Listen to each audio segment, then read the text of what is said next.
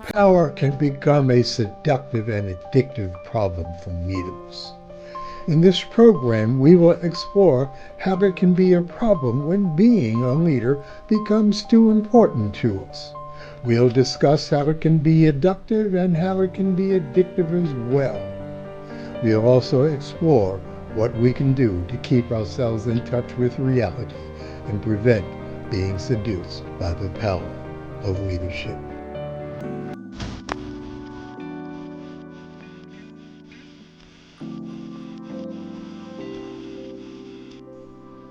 Some leaders become enamored with the status of being a leader from the perception that some people will do what you ask them to do, almost without question. This false veneer of control can create a deceptive sense of self-importance and effectiveness. British historian Lord Acton wrote, "Power tends to corrupt, and absolute power corrupts absolutely." Machiavelli said something similar. As men always do, the more authority they have, the worse they use it, and the more overbearing they become. In that vein, being a leader can foster overconfidence, entitlement, and a lack of empathy. Unfortunately, that can lead to detachment from reality, a growing sense of resistance to feedback, and unethical compromises. Ultimately, they fail as leaders, as they fail their followers and those who ask to lead. Such a sense of power is seductive, particularly for those who are uncertain of who they are. They latch onto the pridefulness of being a leader because they lack meaningful pride in themselves without such a title. They are unable to see the inevitable failure looming ahead. Others may allow us to influence them, but that is not control. We each can only control ourselves. When we have attached our sense of identity or self-esteem to something that isn't real, we must constantly seek to validate it, and no amount of success can ever be sufficient. Hence, we can never have enough, the very essence of addiction.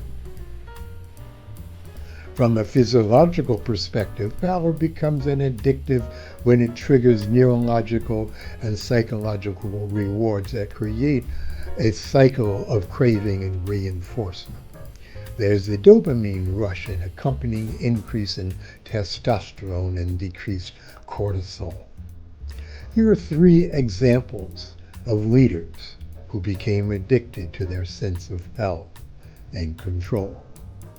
They all failed brilliantly.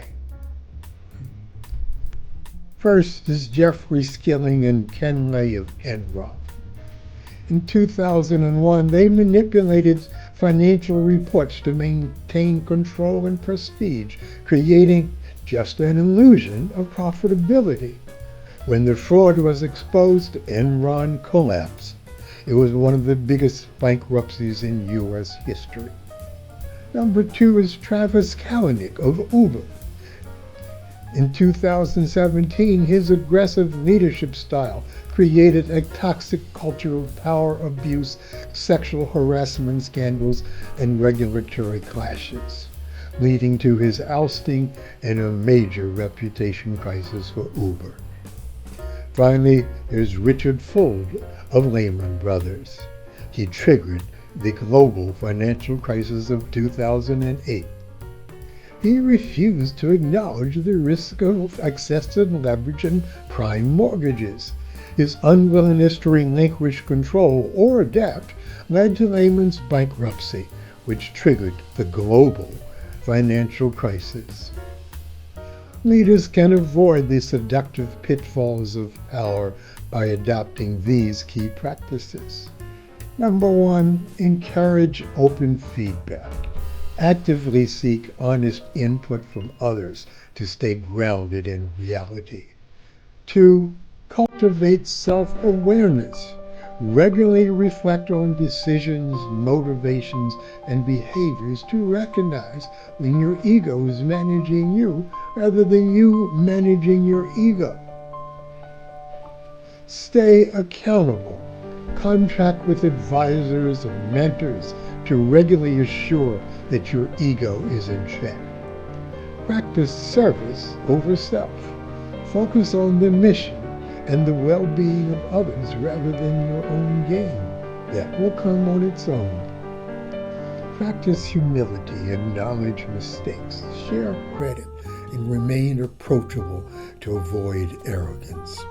By maintaining these habits, leaders can wield their influence responsibly, ensuring it remains a tool for positive impact rather than a corrupting force. In closing, power isn't inherently bad. It is simply energy in use. But when you have attached your ego to it, it becomes intoxicating and a force that distorts your judgment and your ethics. Ultimately, the challenge lies in balancing your authority with humility, ensuring that your influence serves others rather than corrupting you.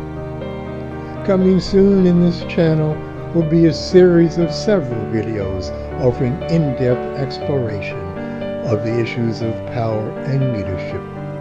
Thanks for watching and see you soon.